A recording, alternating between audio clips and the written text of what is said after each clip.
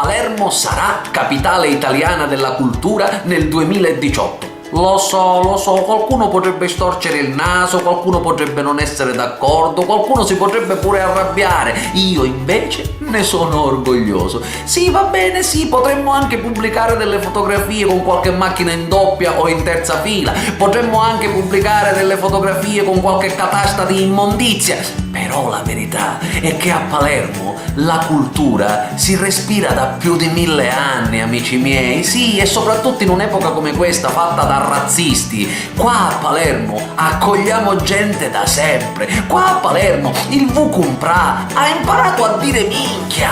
Qua a Palermo la chiesa si confonde con la moschea, il kebab si confonde con la panella. Qua a Palermo via Macheda è spagnola, soltanto che è popolata da arabi e da africani. Qua a Palermo via Lincoln potrebbe sembrare americana, invece è popolata da cinesi, soltanto che poi tra queste viuzze, tra un cinese, un arabo e un africano, scopri il teatro dell'opera dei pupi. Il parcheggiatore abusivo che c'è sotto casa mia è del Bangladesh, solo che c'ha la coppola, canta ciuri ciuri e se mangia i cannoli. La cappella palatina si compiace di essere tutta ricoperta d'oro e insieme alle sue sorelle, la cattedrale e la magione, schiacciano l'occhio direttamente a Santa Rosalia. Un neomelodico intanto passa cantando di fronte al Teatro Massimo, nello stesso tempo in cui sta andando in scena la Bohème.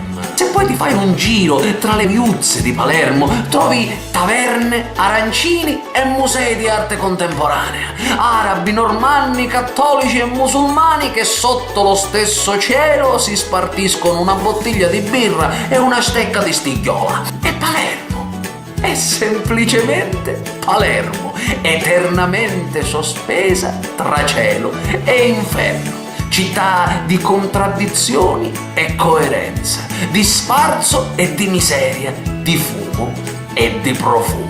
E Palermo è semplicemente Palermo e Dio solo sa se in quest'epoca dove si ergono i muri e il filo spinato è un abbraccio negato all'umanità, Palermo non si meritava di essere capitale italiana della cultura per il 2018. Perché potete dire tutto della nostra Palermo, ma per quanto possa presentarsi sdirrupata, mendicante e misera, questa città, elegante nell'animo, non ha mai chiuso le porte in faccia a nessuno.